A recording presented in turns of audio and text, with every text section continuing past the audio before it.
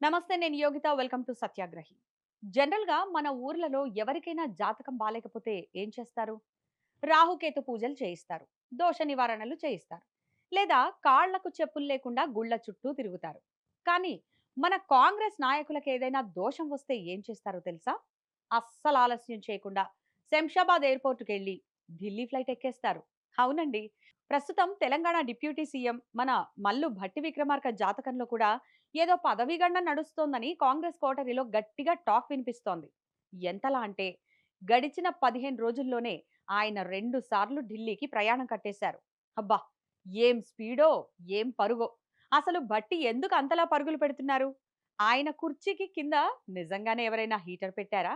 ఈ political suspense thriller ఏంటో ఈ రోజు మన వీడియోలో ఫుల్ డీటెయిల్డ్‌గా చూసేద్దాం. డిప్యూటీ సీఎం అంటే తక్కువ అంచనా వేయకండి. రాష్ట్రంలో సీఎం తర్వాత ఆయనే సుప్రీం.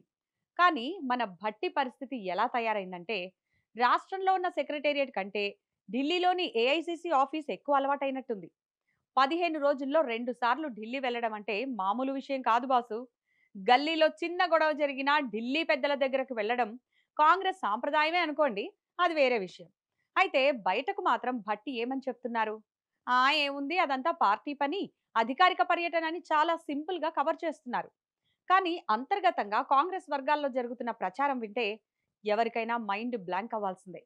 ఈ నెలలోనే తెలంగాణలో మంత్రివర్గ విస్తరణ, అలాగే పాత కేబినెట్ ప్రక్షాళన ఉంటుందని గాంధీ భవన్ సర్కిల్స్ లో గట్టి నమ్మకం వ్యక్తమవుతోంది. ఈ ప్రక్షాళన అనే పదం వినడానికే చాలా బాగుంటుంది, కానీ లోపలున్నోళ్లకు మాత్రం గుండెల్లో రైళ్లు పరిగెడుతుంటాయి.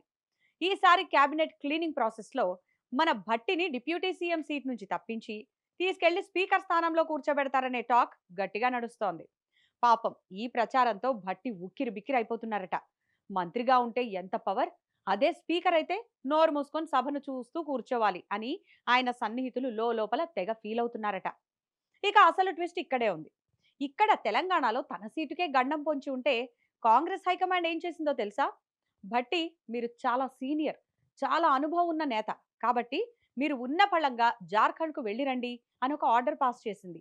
ఎలా ఉందంటే, ఇక్కడ ఇల్లు తగలబడుతుంటే పక్క రాష్ట్రంలో పెళ్లికి రమ్మని పిలిచినట్టుంది కదూ. అసలు జార్ఖండ్లో ఏం జరుగుతోందంటే, అక్కడ 2 రాజ్యసభ స్థానాలకు త్వరలో ఎన్నికలు జరగబోతున్నాయి.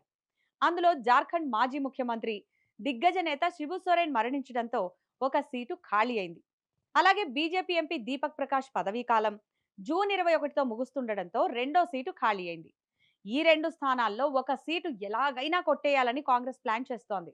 అందుకే అక్కడి వాస్తవ పరిస్థితులను, గ్రౌండ్ రిపోర్ట్ను పరిశీలించడం కోసం మన అధిష్టానం ఏరి కోరి తెలంగాణ డిప్యూటీ సీఎం భట్టిని పరిశీలకుడుగా పంపింది.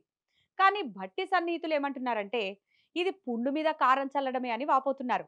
ఎందుకంటే ఇక్కడ మంత్రివర్గ ప్రక్షాళన అని ప్రచారం జరుగుతున్న టైంలోనే తనను జార్ఖండ్కు పంపడం, అక్కడ ముఖ్యమంత్రి హేమంత్ సోరెన్తో చర్చలు జరపమనడం, మళ్ళీ ఆ రిపోర్టు పట్టుకొని ఢిల్లీ రావాలని చెప్పడం వెనుక ఏదో పెద్ద స్కెచ్ ఉందని భట్టి ఆందోళన చెందుతున్నారట.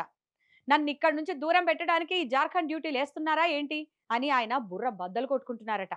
ఇక ఈ కథలో సెకండ్ హీరో ఎంట్రీ ఇచ్చారు. ఆయనే గడ్డం ప్రసాద్. పొలిటికల్ సర్కిల్స్ లో వినబడుతున్న కథనం ప్రకారం భట్టిని కేబినెట్ నుంచి తప్పించి ఆ స్థానంలో అదే సామాజిక వర్గానికి చెందిన గడ్డం ప్రసాద్ ని కేబినెట్ లోకి తీసుకోవాలని ఒక ముఖ్య నేత ఢిల్లీకి ఆల్రెడీ ప్రపోజల్స్ పంపించేశారట. ఈ ప్రచారానికి తగ్గట్టుగానే గడ్డం ప్రసాద్ కూడా 2 రోజుల నుంచి హైదరాబాద్ లో కనిపించకుండా సీదా ఢిల్లీలోనే మకాం వేశారు. అక్కడ ల్యాండ్ అవ్వడమే కాదు, గురువారం మధ్యాహ్నం కాంగ్రెస్ అగ్రనేత రాహుల్ గాంధీని కూడా కలిసి, సార్, మంత్రివర్గ విస్తరణలో నాకు ఒక్క ఛాన్స్ ఇవ్వండి సార్ అని గట్టిగానే అడిగేశారట.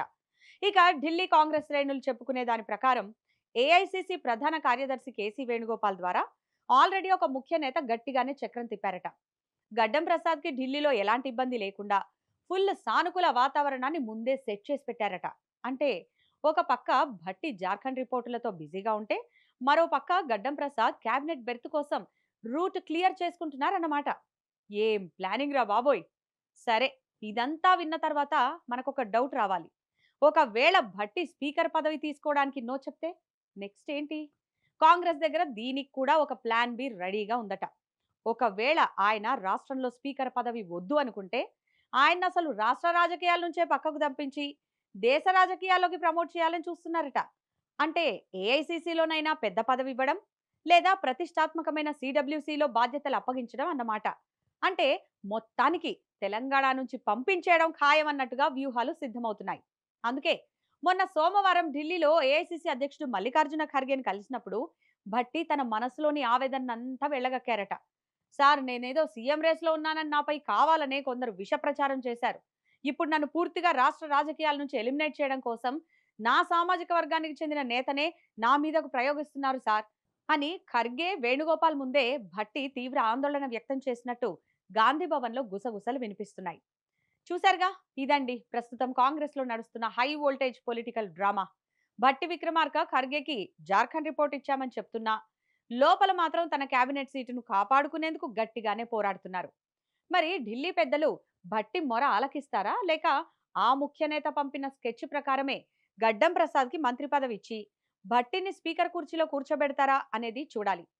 ఏదేమైనా కాంగ్రెస్ రాజకీయాలు ఎప్పుడు ఎలా మారతాయో ఊహించడం ఎవరి తరం కాదు.